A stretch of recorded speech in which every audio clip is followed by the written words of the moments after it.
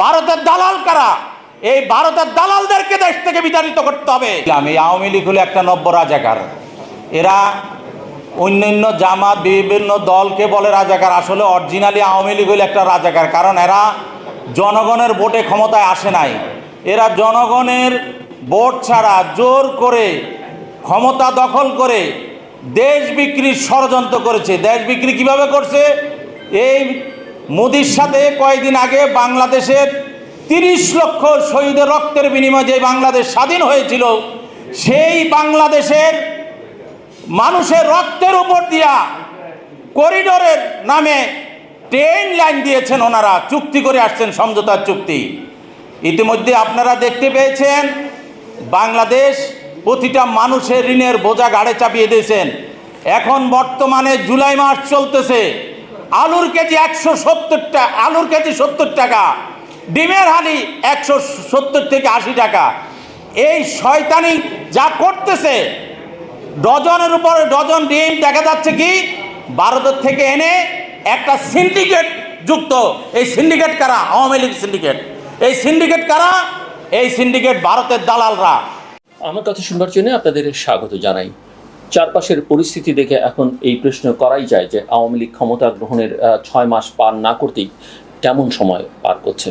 আপনারা জানেন, নির্বাচনের পরে পরে বিরোধী দলের নেতাদের এক একে জামিন দেওয়া শুরু হলে রাজনৈতিক মহলে একটা কমন কথা চালু হয়ে গিয়েছিল, মানে সবাই বলছিল যে সব ম্যানেজড, আওয়ামী লীগের জন্য এখন আর কোনো থ্রেট নেই, কেউ আর চ্যালেঞ্জ করবার নেই। ফলে সরকার সবাইকে এখন ধীরে ধীরে ছেড়ে দিয়ে নতুন করে নিজের ক্ষমতা সংহত করার দিকে মনোযোগ দিতে পারবে। ভারতের কিছু কিছু আওয়ামী মনস্ক বুদ্ধিজীবীরাও বিভিন্ন লেখালেখিতে এমন সব মন্তব্যই করেছেন। এগুলো নিয়ে আমি এর আগে কিছু কথা বলেছি, আজ দেশীয় প্রেক্ষিত ধরে কিছু কথা বলবার চেষ্টা করব। তো নির্বাচনের পরে নেতাদের জামিন দেওয়া শুরু হলে, বিরোধী নেতাদের জামিন দেওয়া শুরু হলে রাজনৈতিক পরিমণ্ডলে এই কথাই চাউর হয়ে গিয়েছিল যে আওয়ামী লীগের সব বিপদ কেটে গেছে, এখন আরামে ক্ষমতা এনজয় করবে। বিরোধীরা হতাশ হয়ে আরও 5 বছরের জন্য চুপসে যাবে। কিছু রুটিন প্রতিবাদ মাঝে মাঝে মাঠে থাকবে, কিন্তু আদতে তা কি পারছে সরকার? 2014 বা 18-র পরে এত দ্রুত আওয়ামী লীগ সরকার এতটা চাপে পড়েনি। সরকার আসলে কেমন সময় পার করছে তা আমরা একটু দেখতে চেষ্টা করব আজকের এই আলোচনায়। আওয়ামী লীগের প্রথম সংকট ছিল 2024 সালের নির্বাচন। সেই সংকটের সমাধান দলটি কি করতে পেরেছে? আমি যদি বলি না পারেনি, বরং 2024-এর নির্বাচনের ব্যর্থতার খেসারত দিতে হচ্ছে দলটিকে। দলটি ক্ষমতায় তো এসেছে, ফলে 24-এর নির্বাচনের ব্যর্থতা কোথায় দেখছি? এই পয়েন্টে আমার সাথে বেশিরভাগ মানুষ দ্বিমত করবেন আমি জানি। তারপরেও আমার মত হলো 2024 সালের নির্বাচনে আওয়ামী লীগ চরমভাবে ব্যর্থ হয়েছে। প্রবল বিদেশি চাপ, দেশের মানুষের ভোটাধিকার ফিরে পাওয়ার আকাঙ্ক্ষা, সব কিছুকে পাশ কাটিয়ে অনেকে যেটাকে বলেন ডামি নির্বাচনের মাধ্যমে ক্ষমতায় আসার ফলে আওয়ামী লীগ সামাজিকভাবে তার যে বিপুল প্রভাব ছিল সেটা হারিয়ে ফেলেছে। ফলে তার বিরুদ্ধে এই সরকারের অনুগত অংশগুলো নিজেদের স্বার্থরক্ষিত না হলেই কঠোর আন্দোলনে নেমে পড়ছে। 24-এর নির্বাচনের মাধ্যমে রাজনীতিহীন ক্ষমতা চর্চার যে নীতি আওয়ামী লীগ গ্রহণ করেছে, তার ফলে ক্ষমতা গ্রহণের 6 মাস না যেতেই চারদিকে ব্যাপক আন্দোলনের মৌসুম শুরু হয়েছে। এই অবস্থায় সামাজিক সমর্থন শূন্য হয়ে যাওয়াটা সব দিক থেকেই আওয়ামী লীগকে অনিরাপদ করে তুলতে পারে। ফলে এইসব সংকটের গোড়া হলো জনগণের চাওয়া মোতাবেক একটা নির্বাচন করতে 2024 সালে দলটির ব্যর্থ হওয়া। কাজেই ক্ষমতায় আসার পরেও এই ব্যর্থতার কনসিকুয়েন্স বা প্রভাব তাকে মোকাবেলা করেই এগুলোর চ্যালেঞ্জ নিতে হবে। আর এটা অন্য যে কোনো সময়ের মতো এত সহজ হবে না। কেন হবে না সেই কথা বলেই আজকের সংক্ষিপ্ত আলোচনা আমি শেষ করবার চেষ্টা করব। প্রথম কারণ হচ্ছে পশ্চিমা চাপকে অগ্রাহ্য করে ভারতের সহায়তায় এইরকম একটা নির্বাচন করতে যাওয়ার ফলে দেশে ভারত বিরোধী আন্দোলন অনলাইনের সামাজিক আন্দোলন থেকে রাজনৈতিক আন্দোলনের চেহারা পেয়ে যেতে শুরু করেছে। ভারতের বিরুদ্ধে এই প্রবল জনজোয়ার কোনোভাবেই বন্ধু রাষ্ট্রের প্রতি কৃতজ্ঞ থাকার বয়ান পেশ করে দমানো যাবে না। অন্যদিকে আগের মতো বল প্রয়োগের অবস্থায় যাওয়ার সুযোগ নেই। কেন নেই সেটা আপনারা জানেন। পুলিশ এবং র্যাবের গুরুত্বপূর্ণ সদস্যদের উপর আমেরিকার স্যাংশন আছে। মানবাধিকার নিয়ে সরকার প্রচণ্ড চাপে আছে অনেক দিন থেকেই। এই অবস্থায় বাড়াবাড়ি রকমের বল প্রয়োগের নীতি নেওয়া সরকারের জন্য কঠিন হবে। অন্যদিকে সামাজিকভাবে আওয়ামী লীগ ভারতকে কেন্দ্র করে যে রাজনীতি এখানে করতে পারবে বলে মনে করেছিল তা ব্যর্থ হতে পারে। সমাজের ভারতের প্রতি মুগ্ধতা বা অনুগত মানসিকতার চেয়ে আওয়ামী লীগের ভোটবিহীন ক্ষমতায় ভারতের প্রকাশ্যে সমর্থন দেশে সামাজিকভাবেও ভারত বিরোধিতার মনোভাবকেই চাঙ্গা করেছে। এই অবস্থা চলতে থাকলে এটা আরও বৃদ্ধি পাবে বলে মনে করেন রাজনৈতিক বিশ্লেষকরা। 2 নম্বর হচ্ছে যে কোটার দাবিতে আন্দোলন, সরকারি চাকরিতে বয়স বাড়ানোর দাবিতে আন্দোলন, শিক্ষকদের পেনশন স্কিমের বিরুদ্ধে কঠোর অবস্থান গ্রহণ সরকারকে চরম বেকায়দায় ফেলে দিয়েছে। ইতিমধ্যেই সরকার এই ধরনের সামাজিক আন্দোলনকে দমন করতে বল প্রয়োগ করতে হলে বিপরীত হতে পারে যদি তারা বল প্রয়োগ করবার চেষ্টা করেন। সরকারের অনুগত শিক্ষক শ্রেণীও আর সরকারের নীতির প্রতি আস্থা রাখতে পারছেন না, সরকারকে বিশ্বাস করতে পারছেন না। আন্দোলনে সারা দেশের উচ্চশিক্ষাঙ্গন কার্যত অচল হয়ে পড়েছে। এই অবস্থায় সরকারকে পিছু হটার নীতি নিতে হতে পারে, যেহেতু তারা নিজেদের স্বার্থ রক্ষার জন্য সক্রিয় এবং এই স্বার্থ রক্ষার জন্য সরকারের উপর আস্থা রাখতে পারছেন না।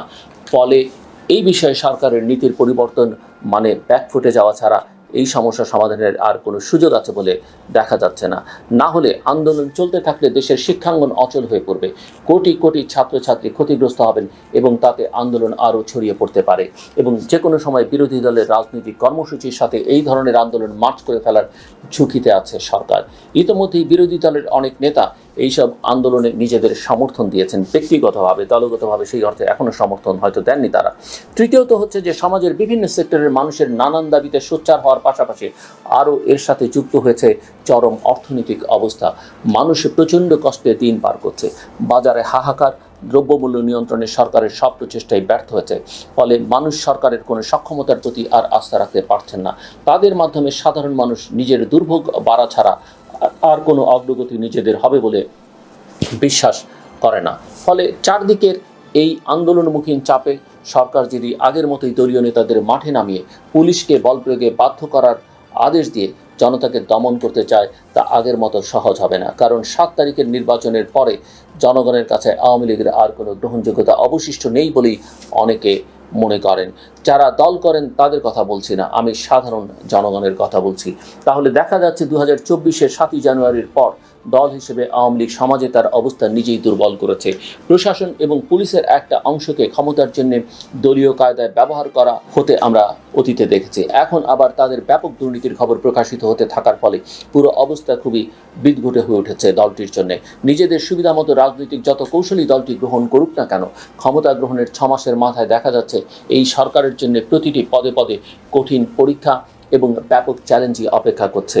কোথাও কোনো সুখবর নেই আওয়ামী লীগের জন্য, অথবা একটাই সুখবর, এখনও ক্ষমতায় আছে দলটি, এর বাইরে আর কোনো সুখবর নেই। কিন্তু এই ক্ষমতা হারানোর ভয়টি এত প্রবল হয়ে উঠছে যে নিজেদের মৃদু সমর্থকরাও আর সরকারের উপর আস্থা রাখতে পারছে না। যারা আন্দোলন করছে মানে বিরোধী দল বাদে তারা যে সবাই সরকারের বিরুদ্ধে দাঁড়িয়েছে বা রাজনৈতিকভাবে এই সরকারকে প্রতিহত করার আন্দোলন শুরু করেছে তা কিন্তু নয়। সরকার রাজনৈতিকভাবে সব কিছু মোকাবেলার কৌশল জানে, এটা আমরা দেখেছি। এটা তারা 15 বছর ভালোই রপ্ত করেছে। সেই তুলনায় বরং বিরোধী দল এখনও বুঝতে পারছে না কোন কৌশলে এগুলে তারা সরকারকে রাজনৈতিকভাবে পিছু হটতে বাধ্য করতে পারবে। সেই দিক থেকে জনগণের মৌলিক দাবির সাথে দুটি দলেরই দূরত্ব আছে। বিরোধীদের দূরত্ব কিছুটা কম, কিন্তু তাদের প্রতি মানুষের অকুণ্ঠ আস্থা থাকলে রাজনৈতিক আন্দোলনের চরিত্র ইতিমধ্যেই আমরা পাল্টে যেতে দেখতাম। সেটাও তাদের একটা ভাবনার বিষয় হওয়া দরকার। কিন্তু তারা নিজেদের দলীয় স্বার্থ পেরিয়ে কতটা জনগণের রাজনৈতিক অর্থনৈতিক মুক্তির অগ্রদূত হয়ে উঠবার আন্তরিক প্রচেষ্টা নিতে পেরেছে সেটা মূল্যায়ন করা দরকার। কাজেই সব মিলে আমরা দেখতে পাচ্ছি খেই হারানো সরকার আর জনগণের আস্থা অর্জনে এখনও ব্যর্থ বিরোধী দল, আর চারদিকে বঞ্চিত বিভিন্ন শ্রেণী পেশার মানুষের এক বিক্ষুব্ধ অবস্থা। এই অবস্থায় সরকারের জন্য কোনো কমফোর্ট জোন নয়। জনগণের এই বিক্ষুব্ধ অংশের সাথে যদি রাজনৈতিক আন্দোলনের একটা যোগসূত্র তৈরি হয়ে যায়, এটা যে কোনো সময় যে কোনো আন্দোলনের বেলাই হতে পারে, তাহলে এই সরকারকে আরও ব্যাকফুটে যেতে হবে বলেই মনে হচ্ছে। কিন্তু তার আগেই যদি গণতন্ত্র এবং জনগণের ভোটাধিকারের দিকে দলটি নিজেদের রাজনীতিকে পরিচালিত করতে শুরু করার উদ্যোগ নিতে পারে, তা সবার জন্যই ভালো হবে। রাজনৈতিক সমস্যার রাজনৈতিক সমাধান না হলে সামাজিকভাবে সুশৃঙ্খলা ফিরে আসবে না। আশা করি আমাদের রাজনীতিকরা এই বিষয়গুলো গুরুত্ব দিয়ে চিন্তা ভাবনা করবেন। ভারতের দালাল কারা? এই ভারতের দালালদেরকে দেশ থেকে বিতাড়িত করতে হবে। এই আওয়ামী লীগ হলো একটা নব্য রাজাকার। এরা অন্যান্য জামাত বিভিন্ন দলকে বলে রাজাকার, আসলে অরিজিনালি আওয়ামী লীগ হলো একটা রাজাকার। কারণ এরা জনগণের ভোটে ক্ষমতায় আসে নাই, এরা জনগণের ভোট ছাড়া জোর করে ক্ষমতা দখল করে দেশ বিক্রির ষড়যন্ত্র করেছে। দেশ বিক্রি কিভাবে করছে? এই মোদির সাথে কয়েকদিন আগে বাংলাদেশের 30 লক্ষ শহীদের রক্তের বিনিময়ে যে বাংলাদেশ স্বাধীন হয়েছিল, সেই বাংলাদেশের মানুষের রক্তের উপর দিয়া করিডোরের নামে ট্রেন লাইন দিয়েছেন ওনারা, চুক্তি করে আসছেন, সমঝোতার চুক্তি। ইতিমধ্যে আপনারা দেখতে পেয়েছেন বাংলাদেশ প্রতিটা মানুষের ঋণের বোঝা ঘাড়ে চাপিয়ে দিয়েছেন। এখন বর্তমানে জুলাই মাস চলতেছে, আলুর কেজি 170 টাকা, আলুর কেজি 70 টাকা, ডিমের হালি 170 থেকে 80 টাকা। এই শয়তানি যা করতেছে, ডজনের উপরে ডজন ডিম দেখা যাচ্ছে কি ভারতের থেকে এনে একটা সিন্ডিকেট যুক্ত। এই সিন্ডিকেট কারা? আওয়ামী লীগ সিন্ডিকেট। এই সিন্ডিকেট কারা? এই সিন্ডিকেট ভারতের দালালরা। আপনাদেরকে আগে চিহ্নিত করতে হবে ভারতের দালাল কারা। এই ভারতের দালালদেরকে দেশ থেকে বিতাড়িত করতে হবে।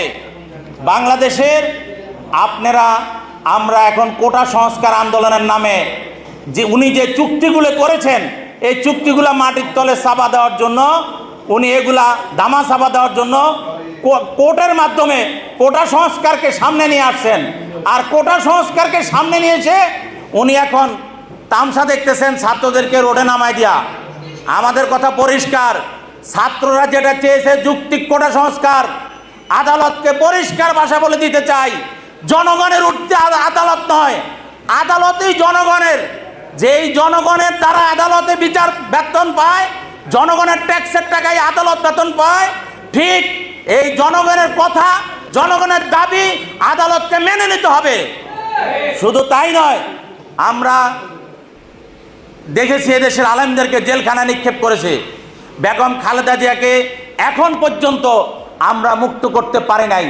এখানে আমরা যারা রাজনীতিবিদ, বিএনপি সহকারে যারা আছে, প্রত্যেকে আমি মনে করি বেগম খালেদা জিয়াকে মুক্ত না করতে পারাটা সবচেয়ে বড় ব্যর্থতা। আজকে বেগম খালেদা জিয়া মুক্ত থাকতো, তাহলে সারা বাংলাদেশ আজকাল স্বাধীনতা লাভ করত।